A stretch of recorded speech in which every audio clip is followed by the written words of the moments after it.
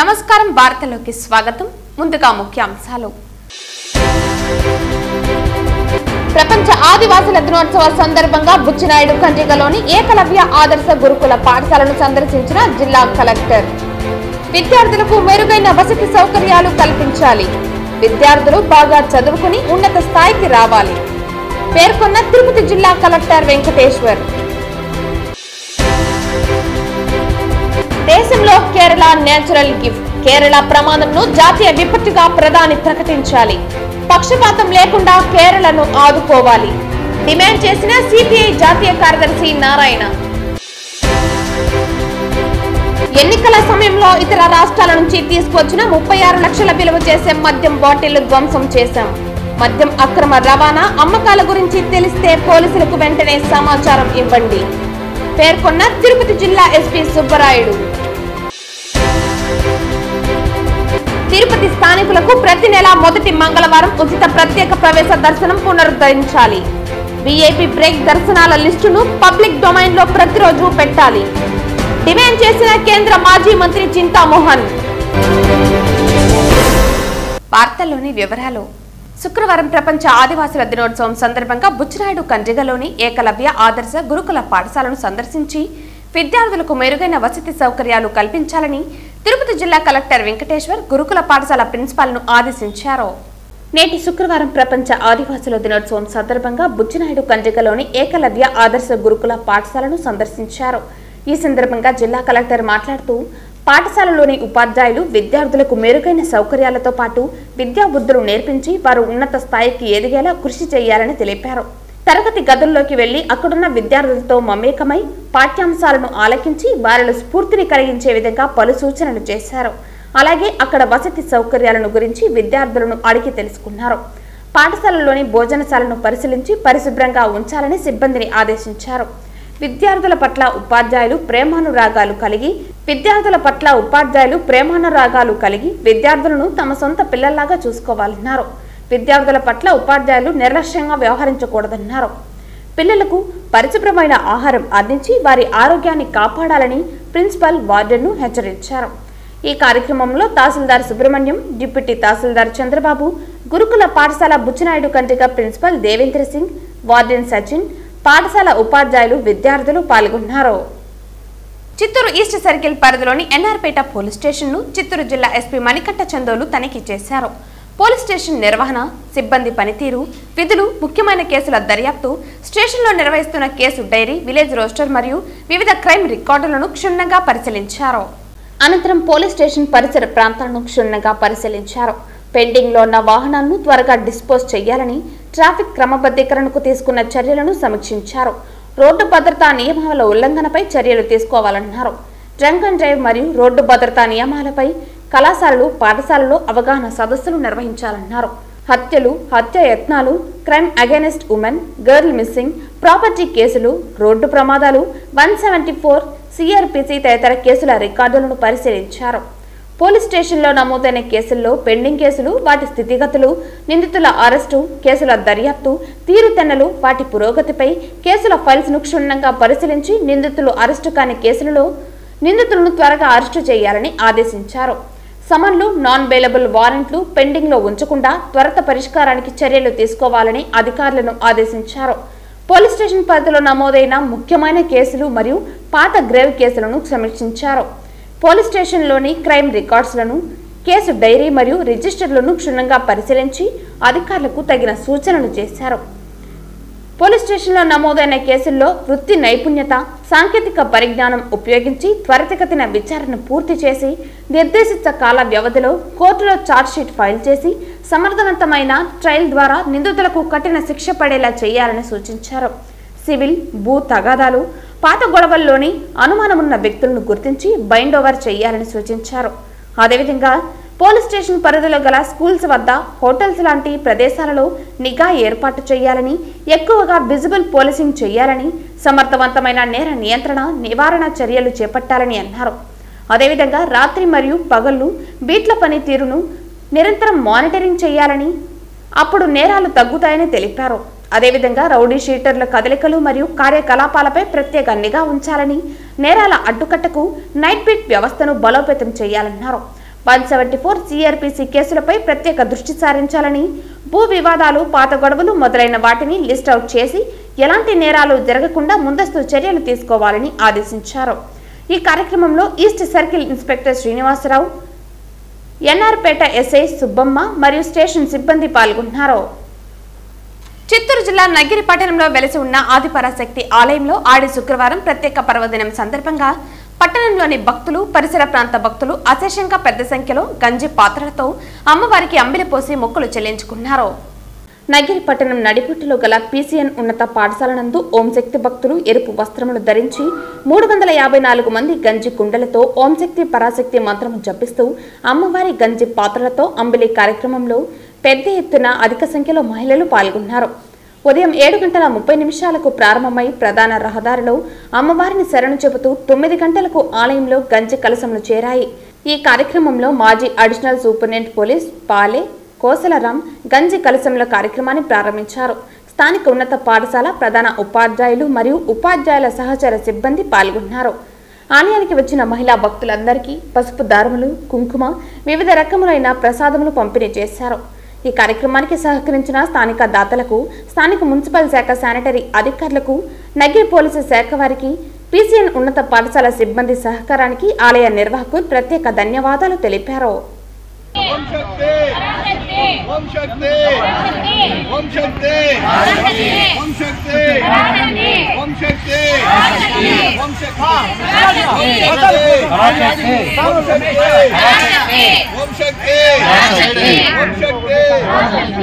దేశంలో Kerala natural gift అని కొండ చర్యలు వెరడంతో వందలాది పార్టీ కార్యకర్తలు మృతి చెందారని, మహిళలు చాలా ఇబ్బందులు పడుతున్నారని, జాతీయ విపత్తుగా ప్రధాని ప్రకటించాలని, పక్షపాతం లేకుండా కేరళను ఆదుకోవాలని సిపిఐ జాతీయ కార్యదర్శి నారాయణ డిమాండ్ చేశారు.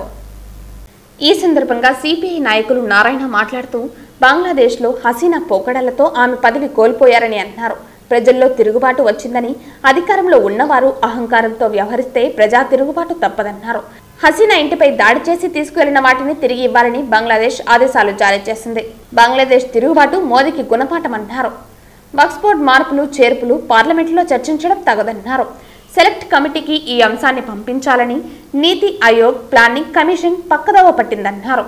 కేరళ, తమిళనాడు, పశ్చిమ బెంగాల్లో గవర్నర్ల పెత్తనం సాగుతోందని, కేంద్రానికి వ్యతిరేకంగా ఉంటే రాష్ట్ర ప్రభుత్వాలను ఇబ్బందులు పెడుతున్నారని అన్నారు. ఏపీలో బాబు, జగన్ మోదీకి మద్దతు తెలిపారని, రాజధాని నిర్మాణానికి కేంద్రం అప్పు ఇచ్చిందే కానీ గ్రాంట్ కాదన్నారు. ఏపీకి ప్రత్యేక హోదా, అమరావతి కావాలని జగన్కు విశాఖ వాసులే ఓట్లు వేయలేదన్నారు. పోలవరం ముంపు బాధితులకు త్వరితగతిన పునరావాసం కల్పించాలని డిమాండ్ చేశారు. విభజన చట్టంలోని అంశాలను కేంద్రం పరిష్కరించాలని, వైకాపా పాలనలో ఎన్నో అరాచకాలు చేశారని అన్నారు. నెలలో రాష్ట్రంలో రాష్ట్రపతి పాలన కోరడం జగన్ అజ్ఞానానికి నిదర్శనమన్నారు. అసెంబ్లీకి రాకుండా ప్రజాస్వామ్యాన్ని వైకాపా నాయకులు అవహేళన చేస్తున్నారని, ఈవీఎంలపై అనేక అనుమానాలు ఉన్నాయని అన్నారు. 122 దేశాల్లో బ్యాలెట్ ఉందని, మన దేశంలో కూడా ఆ విధానాన్ని అమలు చేయాలన్నారు. అంటే కేరళలో, తమిళనాడులో, తర్వాత వెస్ట్ బెంగాల్లో, ఢిల్లీలో ఇట్లాంటి రాష్ట్రాలలో వాళ్ళు లెఫ్టినెంట్ గవర్నర్స్ ఉపయోగించుకొని దుర్మార్గంగా కక్ష సాధింపు చేస్తున్నారు. ఈ పద్ధతుల్లో ప్రజాస్వామ్యాన్ని కాపాడడం సాధ్యం కాదు. దీనిపైన కేంద్ర ప్రభుత్వం తీసుకోవాల్సిన నిర్ణయాలు ఒకటి ఉందంటే, గవర్నర్కి మీరు పెత్తనం ఇవ్వబాకండి. ఎలక్టెడ్ గవర్నమెంట్స్ ఉన్నాయి, ఎలక్టెడ్ గవర్నమెంట్స్ క్యాబినెట్ ఉంది, దాని నుంచి మీరు చర్చించండి. ప్రతిపక్షాలు ఉన్నాయి, చర్చించుకోండి. అంటే మీ ప్రతిపాదనకు సంబంధం అనిపిస్తుంది పక్కన పడేస్తే కుదరదు. ఇప్పుడు పాండిచేరి లెఫ్టినెంట్ గవర్నర్ ఉంది, అసెంబ్లీకి సంబంధం లేకుండా వాళ్ళు అన్నీ ఆపేస్తున్నారు అడిషనల్గా. ఢిల్లీ ఉంది, ముఖ్యమంత్రిని తీసుకుని జైల్లో పెట్టి లెఫ్టినెంట్ గవర్నర్ పరిపాలిస్తున్నారు రాష్ట్రాన్ని. అంటే అన్నీ బిల్లు ఆపేస్తున్నారు.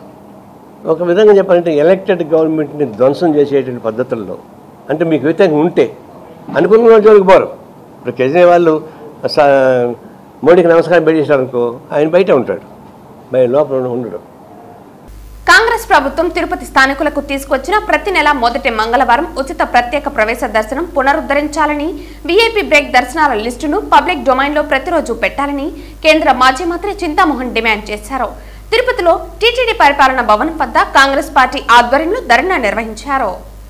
కాంగ్రెస్ పార్టీ అధికారంలో ఉన్నప్పుడు ప్రతి మంగళవారం తిరుపతి స్థానికులకు ప్రత్యేక ప్రవేశ దర్శనం ఇచ్చేవాళ్ళం 5,000 మందికి దాదాపుగా.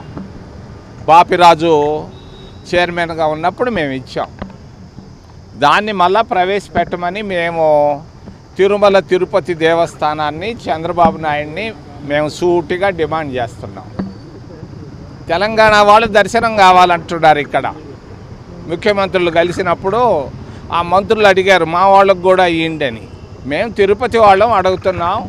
కాంగ్రెస్ పార్టీ ఇచ్చింది ఇది, మిమ్మల్ని ఉత్తగా చేయమంటాంలే. కాంగ్రెస్ పార్టీ ఇచ్చినటువంటి మంగళవారం ప్రత్యేక ప్రవేశ దర్శనం ప్రతి మంగళవారం. మీ అబ్బదేం పోయిందేడా? మా దేవస్థానం ఎదుకీరు మీ నాయనది ఇదే? ఎవరిది ఇది?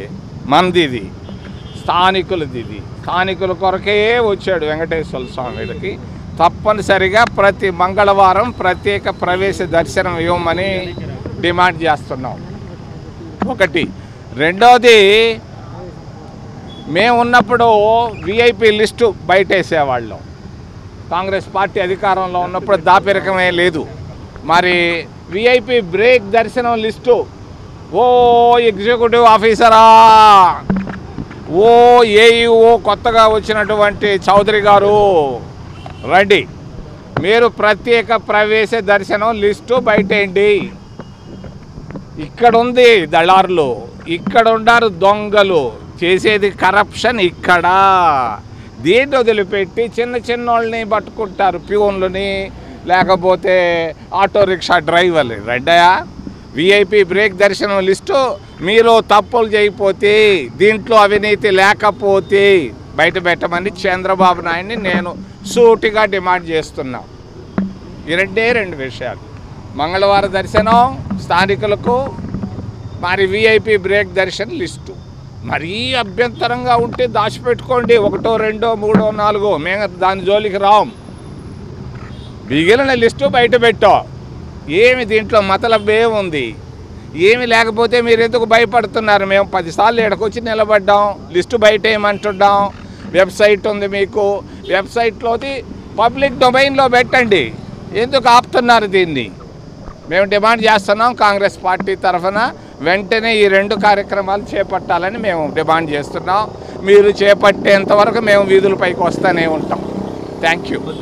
ప్రభుత్వ ఉద్యోగాలు అంటే భద్రత ఉంటాయని చెప్పి మేము ఉద్యోగానికి వచ్చాము, కానీ ప్రభుత్వమే మా కడుపు కొడుతూ మాకు భద్రత లేకుండా మమ్మల్ని విధుల్లో నుంచి తొలగించడం జరిగిందని, తమని మళ్లీ విధుల్లోకి తీసుకోవాలంటూ తిరుపతి కలెక్టరేట్ వద్ద ఎస్పీఓలు ధర్నా చేశారు.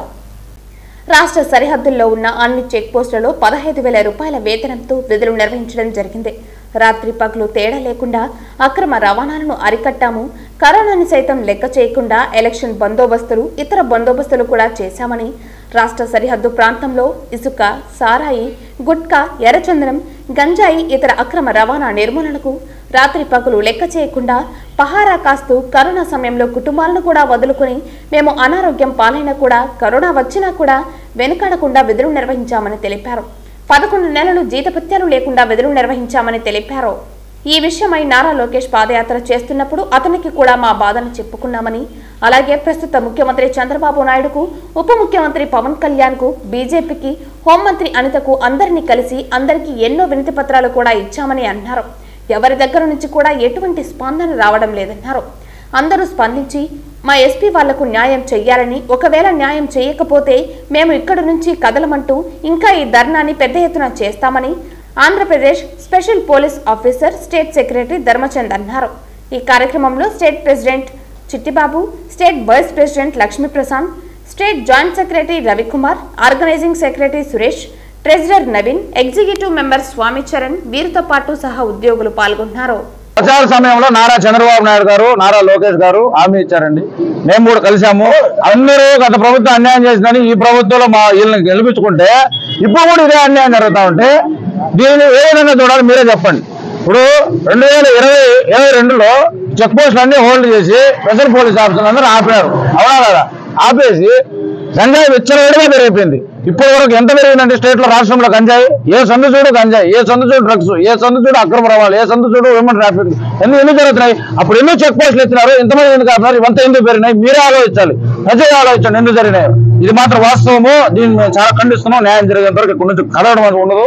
ఈ చెక్ పోస్టులు అనేది ఏదైతే ఉన్నాయో ఇతర రాష్ట్రాలలో ఎటు నుంచి ఇటు నుంచి రావాలన్నా లేకపోతే ఎటువంటి ఏది జరగాలన్నా చెక్ పోస్టులు పెడితేనే కదండి. కంపల్సరీగా ఈ గంజాయి ఎక్కువైపోయింది. ఈ గంజాయి మేము ఉన్నంత కాలం కూడా మేము ఇసుక, శాండ్ అన్నిటికి సంబంధించిన మద్యం అన్నిటికి మేము చేసాము. కానీ ఇప్పుడు అన్ని ఇల్లీగల్ అయిపోయినాయి, కానీ ఎటువంటి ఎవరు పట్టించుకోవడం లేదు.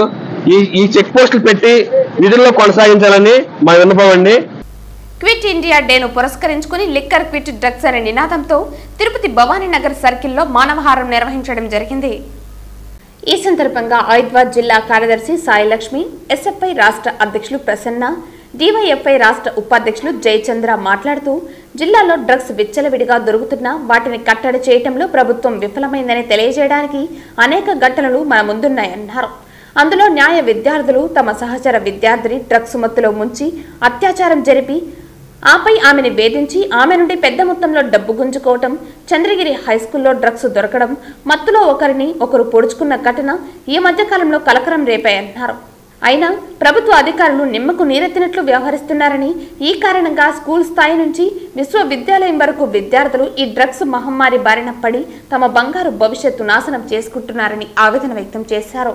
యువత కూడా విలాసాలకు పోయి డ్రగ్స్ ను వాడటం మరియు ఇతరులకు అమ్మడం లాంటి అసాంఘిక కార్యకలాపాలకు పాల్పడుతున్నారని, వీటిని నియంత్రించాలని, అదేవిధంగా వీటి అలవాటుకు పడితే జీవితాలు నాశనం అవుతాయని విద్యార్థులకు అవగాహన కల్పించాల్సిన అవసరం ఉందన్నారు. ఈ మధ్య కాలంలో విపరీతంగా డ్రగ్స్ దొరుకుతున్నప్పటికీ పోలీసులు నిర్లక్ష్యంగా వ్యవహరించడం ఫలితంగా ఈ రకమైనటువంటిది దొరుకుతున్నాయి. కాబట్టి డ్రగ్స్ మాఫియాను అరికట్టి పిల్లల భవిష్యత్తు కాపాడాలని విజ్ఞప్తి చేస్తున్నామన్నారు. భవిష్యత్తులో డ్రగ్స్ కు వ్యతిరేకంగా పెద్ద ఎత్తున ఉద్యమాన్ని చేపట్టాలని పిలుపునిచ్చారు. కావున వెంటనే ప్రభుత్వం విద్యార్థులకు వీటిపై అవగాహన కల్పించాలని, అందుకోసం మా వంతుగా కృషి చేస్తామని తెలియజేశారు. ఈ కార్యక్రమంలో డివైఎఫ్ఐ జిల్లా అధ్యక్షులు నరేంద్ర, హైదరాబాద్ జిల్లా అధ్యక్షురాలు జయంతి, ఎస్ఎఫ్ఐ జిల్లా అధ్యక్షులు అక్బర్, డివైఎఫ్ఐ నాయకులు సురేష్, చరణ్, ఎస్ఎఫ్ఐ జిల్లా అధ్యక్షులు అక్బర్ మరియు విద్యార్థులు తదితరులు పాల్గొన్నారు. క్విట్ ఇండియా డేని పురస్కరించుకొని క్విట్ లిక్కర్ క్విట్ డ్రగ్స్ అని చెప్పేసి ప్రోగ్రాం తీసుకోవడం జరిగింది. ఈరోజు ఐద్వా అట్లనే ఎస్ఎఫ్ఐ డివైఎఫ్ఐ కలిసి ఈ ప్రోగ్రాంని నిర్వహిస్తున్నాము. ప్రధానంగా ఏంటంటే జిల్లాలో ఈ మధ్య కాలంలో చూస్తే డ్రగ్స్ అనేది చాలా విపరీతంగా పెరిగిపోయినటువంటి పరిస్థితి ఉంది. మన తిరుపతిలో మొన్న చూస్తే లా విద్యార్థులుగా ఉన్నటువంటి వాళ్ళు అక్కడ ఒక అమ్మాయికి డ్రగ్స్ ఇచ్చి అత్యాచారం చేసి బెదిరించినటువంటి ఘటన కావచ్చు, అదేవిధంగా చంద్రగిరి ఒక స్కూల్లో డ్రగ్స్ దొరకడం కావచ్చు, ఇట్లా అనేకమైనటువంటి ఘటనలు మన జిల్లాలో ఇబ్బడి ముబ్బడిగా ఉన్నటువంటి పరిస్థితి. అదేవిధంగా గంజాయి మత్తు కూడా ఈరోజు యువతని చాలా పెడద్రావలో పెడుతున్నటువంటి పరిస్థితి. ఈరోజు గతంలో చూసాం, గత నెల రోజుల్లోనే దాదాపు రాష్ట్రంలో 38 రేప్ ఘటనలు, అత్యాచార ఘటనలు జరిగినాయి. ఈ ఘటనలు జరగడానికి కారణం మద్యం, డ్రగ్స్. కాబట్టి ఈ ఘటనలు జరగడానికి అరికట్టాలన్న డ్రగ్స్ని, మద్యాన్ని అరికడితే కానీ అత్యాచారాలు కానీ సమాజంలో ఇట్లాంటి ఘటనలు జరగకుండా ఉంటాయి. అందుకనే కూటమి ప్రభుత్వం తక్షణమే డ్రగ్స్ని, మద్యాన్ని అరికట్టే విధంగా ఒక పాలసీని చేపట్టాలని ఐద్వా, ఎస్ఎఫ్ఐ, డివైఎఫ్ఐ సంఘాలు కోరుతా ఉన్నాయి. ఎన్నికల సమయంలో ఇతర రాష్ట్రాల నుంచి తీసుకొచ్చిన మద్యాన్ని పట్టుకున్నామని, 36 లక్షల విలువ చేసే మద్యం బాటిళ్లను ధ్వంసం చేశామని తిరుపతి జిల్లా ఎస్పీ సుబ్బరాయుడు వెల్లడించారు. ఈ సందర్భంగా ఎస్పీ సుబ్బరాయుడు మాట్లాడుతూ 36 లక్షల విలువ చేసే మద్యం బాటిళ్లను ధ్వంసం చేశామని అన్నారు. ఎన్నికల సమయంలో ఇతర రాష్ట్రాల నుంచి తీసుకొచ్చిన మద్యాన్ని పట్టుకున్నామని, మొత్తం 5017.12 లీటర్లతో ఉన్న 27,568 బాటిళ్లను ధ్వంసం చేశామన్నారు. ఇతర రాష్ట్రాల నుంచి మద్యం రవాణా చేయటం, అమ్మడం ఎక్సైజ్ యాక్ట్ ప్రకారం నేరమన్నారు. మద్యం అక్రమ రవాణా, అమ్మకాల గురించి తెలిస్తే పోలీసులకు వెంటనే సమాచారం ఇవ్వాలని కోరారు. తిరుపతి జిల్లాలో గత ఎన్నికల్లో దాదాపుగా 36 లక్షల విలువ చేసే మద్యాన్ని వివిధ ప్రాంతాల్లో 300 కేసులు రిజిస్టర్ చేసి సీజ్ చేయడం జరిగింది. ఇందులో ఐడి లిక్కర్, తర్వాత ఎన్డీపీఎల్ అన్నీ కూడా సీజ్ చేయడం జరిగింది. ఇప్పుడు 27,700 బాటిల్స్, దాదాపుగా 5,600 లీటర్ల ఈ ఐడి లిక్కర్ని కంప్లీట్గా ప్రొసీజర్ ప్రకారం ఎక్సైజ్ శాఖ మరియు పోలీస్ శాఖ, ఎస్సీబీ వారి ఆధ్వర్యంలో కంప్లీట్ దీన్ని రిస్ట్రిక్ట్ చేయడం జరుగుతుంది. అంతేకాకుండా ఇప్పుడు సమాజంలో ఎవరు కూడా ఈ ఐడి లిక్కర్ను కానీ ఇల్లీగల్ లిక్కర్ ట్రాన్స్పోర్టేషన్ కానీ ప్రభుత్వం ఎటువంటి అనుమతులు లేకుండా చేస్తే వారిపై కఠిన చర్యలు తీసుకోవడం జరుగుతుంది. అంతేకాని హ్యాబిచువల్గా ఎవరైతే ఉంటే వాటిపై ఇంకా కఠిన చర్యలు తీసుకోవడం కూడా జరుగుతుంది. ఇదంతా ఎన్నికల సమయంలో చేస్తున్నది. 300 కేసుల వరకు అప్పుడు రిజిస్ట్రేషన్ జరిగింది. ఇవన్నీ కూడా కంప్లీట్గా ఇప్పుడు ప్రొసీజర్ ప్రకారం వీటిని డిస్ట్రక్ట్ చేయడం జరుగుతుంది. సార్ ఇప్పుడు వీటిని రీటెండరింగ్ ఉపయోగించి ఫైనాన్స్గా పోలీసు యంత్రాన్ని వినియోగించుకోవచ్చు కదా సార్, ఎందుకు డిసైడ్ చేస్తుంది? ఇది కోర్టు ప్రొసీజర్ ప్రకారం జరుగుతుంది. ఇది ఎన్డీపీఎల్ కాబట్టి కోర్టు ప్రొసీజర్ ప్రకారం ఏదైతే ఉంటుందో దాన్ని చట్ట ప్రకారమే చేయడం జరుగుతుంది. ఇది నా పర్సనల్ కానీ మీ పర్సనల్ కాదు, చట్ట ప్రకారం ఏదైతే ఉందో ఆ ప్రకారం ఇన్వాల్వ్ అవుతాం. ఇది తిరుపతి జిల్లాలో. ఎస్. తిరుపతి మహతి కళాక్షేత్రంలో 3 రోజుల పాటు జరగనున్న రాయలసీమ రంగస్థలి శ్రీకృష్ణ దేవరాయ జాతీయ సంగీత సాహిత్య నృత్యోత్సవాలు శుక్రవారం వైభవంగా ప్రారంభమయ్యాయి.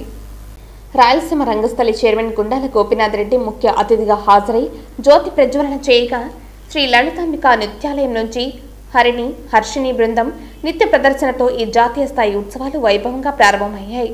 ఈ సందర్భంగా గుండాల గోపీనాథ్ రెడ్డి మాట్లాడుతూ గత 34 సంవత్సరాలుగా రాయలసీమ రంగస్థలి శ్రీకృష్ణ దేవరాయ జాతీయ స్థాయి సంగీత సాహిత్య నృత్యోత్సవాలు జరుగుతున్నాయని వివరించారు. ఉమ్మడి తెలుగు రాష్ట్రాల నుంచి వందల మంది కళాకారులు ఇందులో పాల్గొంటారని, వారికి బసతో పాటు భోజన సదుపాయం కల్పిస్తున్నామని తెలిపారు.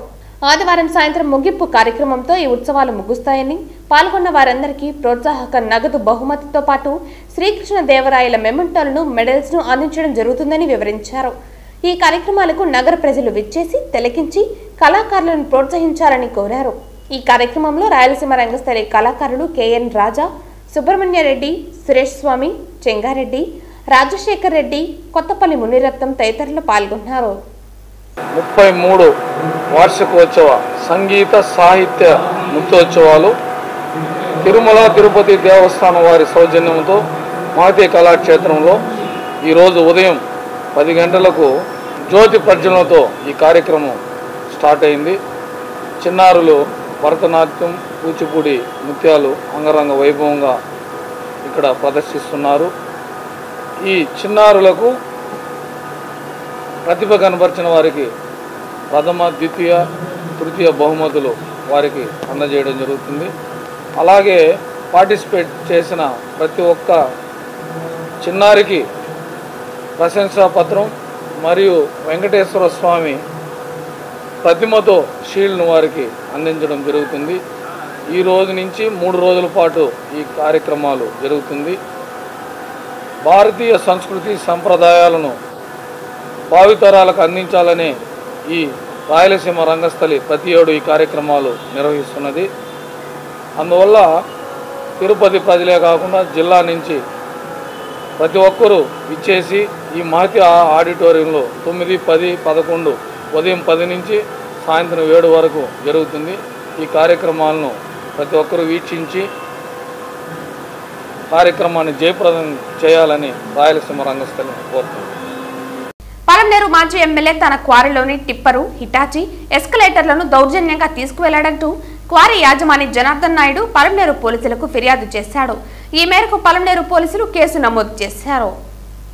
మాదికబండ గ్రామం వద్ద జల్లి క్వారీ నడుపుతున్న జనార్దన్ నాయుడు మాజీ ఎమ్మెల్యే తన క్వారీలోని టిప్పరు, హిటాచి, ఎస్కలేటర్ను దౌర్జన్యంగా తీసుకువెళ్లాడంటూ పోలీసులకు ఫిర్యాదు చేశారు. ఈ సందర్భంగా వెంకటేగౌడ మరియు మరో 4గురిపై బిఎన్ఎస్ సెక్షన్ 303(2), 3184, 6/W35 పై కేసు నమోదు చేశారు.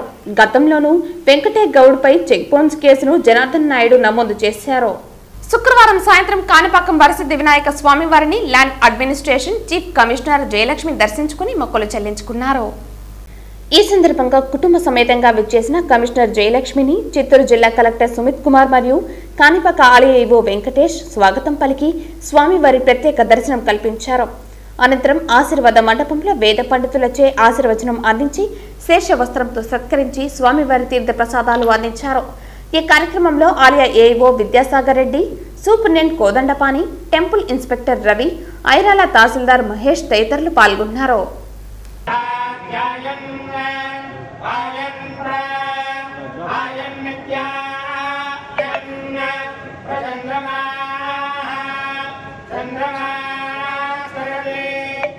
తిరుమల ప్రైవేటు మఠంలో ఎలాంటి పెళ్లి జరగలేదని తిరుమల 2 టౌన్ సిఐ సత్యనారాయణ పేర్కొన్నారు. తెలంగాణ రాష్ట్రం హన్మకొండకు చెందిన సంధ్య తన భర్త రాకేష్ తనకు విడాకులు ఇవ్వకుండా తిరుమలలో రెండవ పెళ్లికి సిద్ధమైనట్లు తిరుమల పోలీసులకు ఇచ్చిన ఫిర్యాదు మేరకు కేసు నమోదు చేసి దర్యాప్తు చేస్తున్నామన్నారు. పూర్వాపరాలు పరిశీలించిన అనంతరం వారిపై కేసు నమోదు చేస్తామని సిఐ అన్నారు. నేను వరంగల్ దగ్గర పెద్దపెండాలం అది. నేను ఇక్కడ తిరుపతి దేవస్థానానికి ఎందుకు వచ్చినంటే నా భర్త ఇక్కడ రెండో పెళ్లి చేసుకోవడానికి రెడీ అయిపోయిండు. నాకు ఆల్రెడీ ఒక పాప ఉంది. పాప ఇప్పుడు 7 years ఉంది. మాది కేసు కోర్టులో నడుస్తుంది. ఆయనకి నేను ఎట్లాంటి డైవర్స్ ఇవ్వలేదు. ఇవ్వక ముందుకే నేను ఈ డైవర్స్ ఇచ్చినా అని చెప్పేసి ఆ అమ్మాయినికి ఇట్లా అబద్ధం చెప్పి రెండో పెళ్లి చేసుకోవడానికి ఇక్కడికి వచ్చిండు. ఆయన వస్తే మేము ఆ స్పాట్కి వెళ్ళి మేము చూసే లోపే ఆయన తప్పించుకొని వెళ్ళిపోయిండు. వాళ్ళ కుటుంబ సభ్యులు మాత్రం ఇక్కడ పోలీస్ స్టేషన్లో ఉన్నారు. మేము కూడా ప్రజెంట్ పోలీస్ స్టేషన్లోనే ఉన్నాం. పెళ్లి అవ్వలేదు. ఇప్పుడు రెండో పెళ్లి అవ్వలేదు. నేను ఆపేశాను ఇప్పుడైతే ప్రజెంట్. నాకు నా భర్త నాకు కావాలి. నా బిడ్డకు నాకు న్యాయం జరగాలి. నాకు కోర్టు కూడా షెల్టర్ ఆర్డర్ ఇంట్లో ఉండడానికి కోర్టు అనుమతి ఇచ్చింది. నాకు అనుమతి ఇస్తే కోర్టు ఆర్డర్ని కూడా ధిక్కరించి నన్ను ఇంట్లో నుంచి కొట్టి వెళ్ళగొట్టారు. నన్ను ఇంట్లో నుంచి రానివ్వట్లేదు. అసలు నన్ను నా బిడ్డని ఇంట్లో ఉండనివ్వట్లేదు. నువ్వు వస్తే మేము చంపుతాము అని చెప్పేసి బెదిరిస్తున్నారు. వాళ్ళకు రాజకీయంగా అండదండలు ఉన్నాయి, డబ్బు పరంగా అండదండలు ఉన్నాయి. మేము ఏం చేస్తామో చూడని చెప్పేసి మేము పెళ్ళిళ్ళు చేస్తాము, నువ్వేం చేసుకుంటావో చేసుకో అని చెప్పేసి బెదిరిస్తున్నారు నన్ను. నేను ఇక్కడికి వచ్చి నేను రెండో పెళ్ళిని మాత్రం ఇప్పటికీ ఆపేశాను. నాకు న్యాయం చేయాలని నేను కోరుకుంటున్నా. ఎవరినైనా నేను ప్రభుత్వాన్నైనా మీడియానైనా నేను అందరినీ కోర్టు పరంగానైనా నాకు నా బిడ్డకు న్యాయం చేయాలని నేను కోరుకుంటున్నా. అమ్మాయి గురించి నాకు తెలియదు సార్. అమ్మాయి గురించి నాకు ఎలాంటి డీటెయిల్స్ అనేవి నాకు తెలియదు. ఆ మీడియా పరంగా అమ్మాయికైనా నేను చెప్తున్నా, ఆయన నన్ను పెళ్లి చేసుకున్నాడు. ఆయనకు ఇలాంటి బిడ్డ ఉంది, 7 సంవత్సరాల బిడ్డ ఉంది.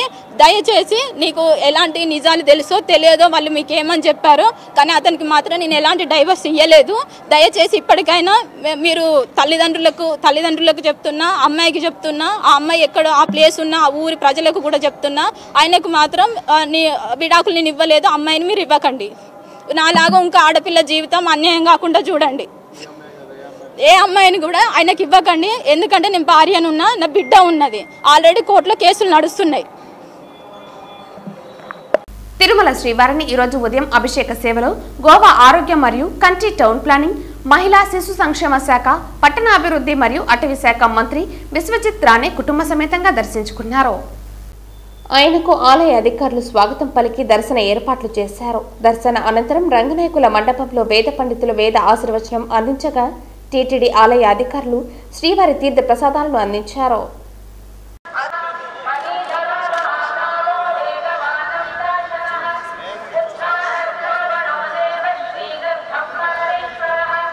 వార్తలు ముగించే ముందు ముఖ్యాంశాలు మరోసారి. ప్రపంచ ఆదివాసుల దినోత్సవ సందర్భంగా బుచ్చినాయుడు కండ్రిగలోని ఏకలవ్య ఆదర్శ గురుకుల పాఠశాలను సందర్శించిన జిల్లా కలెక్టర్. విద్యార్థులకు మెరుగైన వసతి సౌకర్యాలు కల్పించాలి. విద్యార్థులు బాగా చదువుకుని ఉన్నత స్థాయికి రావాలి పేర్కొన్న తిరుపతి జిల్లా కలెక్టర్ వెంకటేశ్వర్. దేశంలో కేరళ నేచురల్ గిఫ్ట్, కేరళ ప్రమాదంను జాతీయ విపత్తుగా ప్రధాని ప్రకటించాలి. పక్షపాతం లేకుండా కేరళను ఆదుకోవాలి డిమాండ్ చేసిన సిపిఐ జాతీయ కార్యదర్శి నారాయణ. ఎన్నికల సమయంలో ఇతర రాష్ట్రాల నుంచి తీసుకొచ్చిన 36 లక్షల విలువ చేసే మద్యం బాటిళ్లు ధ్వంసం చేశాం. మద్యం అక్రమ రవాణా, అమ్మకాల గురించి తెలిస్తే పోలీసులకు వెంటనే సమాచారం ఇవ్వండి పేర్కొన్న తిరుపతి జిల్లా ఎస్పీ సుబ్బరాయుడు. తిరుపతి స్థానికులకు ప్రతి నెల మొదటి మంగళవారం ఉచిత ప్రత్యేక ప్రవేశ దర్శనం పునరుద్ధరించాలి. విఐపి బ్రేక్ దర్శనాల లిస్టును పబ్లిక్ డొమైన్ లో ప్రతిరోజు పెట్టాలి డిమాండ్ చేసిన కేంద్ర మాజీ మంత్రి చింతామోహన్. ఈ వార్తలు ఇంతటితో సమాప్తం. తిరిగి వార్తల్లో మళ్ళీ కలుద్దాం. అంతవరకు సెలవు. నమస్కారం.